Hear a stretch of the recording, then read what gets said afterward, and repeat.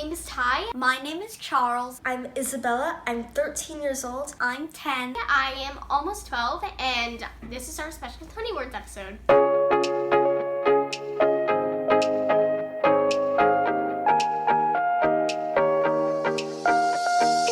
This was the 72nd Annual Tony Awards. The Tony Awards are to recognize success in Broadway shows. So, for example, the Grammys are for music, and the Emmys are for TV, or the Oscars are for movies, and this one is specifically for musicals and plays that are on Broadway. They award performances, shows, and creative achievements, Such as Best Musical, Best Revival of a Play, Best Actor, Best lighting design of a play, Best Book, Best Score, Best Play, Best Costumes, etc., etc. and if you get nominated for a Tony, that's a really big deal. The Tonys are named after Antoinette Perry, who was one of the founding members of the American Theater Wing, the organization that runs the Tonys. I'm a huge Broadway fan. I obsess over many shows, so I always look forward to see which performances get honored.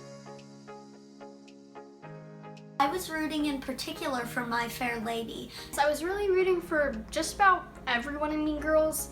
Sadly, I don't think Mean Girls won anything. But I've listened to the soundtrack, I think, like a good 20 times through. I was also rooting for Once in This Island to win Best Revival of a Musical. I was rooting for Haley Kilgore for Best Actress. Haley Kilgore, who played the lead character, her voice is outstanding. Plus, it's also nice to see people who make their Broadway debuts winning Tony Awards. I was rooting for Ethan Slater to win Best Actor in a Musical. Lindsay Mendez I was rooting for Carousel because I thought she gave a very entertaining performance. He convinced me. He was SpongeBob. And it was kind of sad, but you know what? Yes, I did. I think Mean Girls. It was a seamless combination of two songs, Meet the Plastics and Where Do You Belong. When I listen to the music, I imagine what it might be on stage, like the choreography or like what the spacing or whatever, and then seeing it on stage kind of just is cool, I guess. Another performance I really liked was Once on This Island. It gave you the illusion that you were at the actual Broadway house in the round, but then the camera panned out and you could see all of Radio City and a goat in the aisle, and you're like, wait, I went from the theater to Radio City Music Hall. Another performance I really liked was the band's Visit performing Omar Sharif. I thought that it showed off the talents of both Katrina Lenk and Tony Shalhoub, which was good because they were both nominees for Tonys this year, and they both won.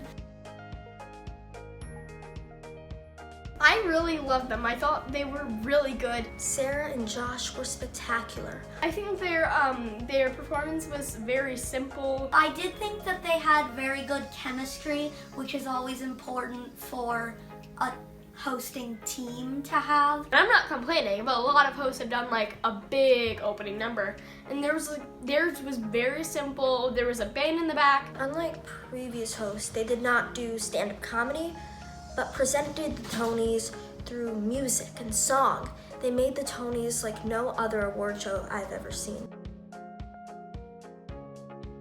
Well, if you like Broadway musicals and plays, then yes. Although you don't get to see a full Broadway performance, you get the essence of seeing a show. It gives you a preview. Another plus to watching the Tonys is, let's say, I don't know which show I want to see.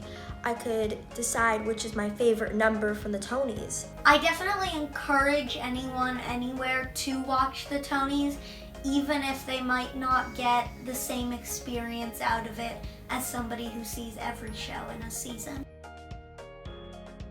Nerve-wracking. Thrilling. Tony-tastic? Tony-licious? I don't know. There's no word to describe the Tony Awards. It's that incredible.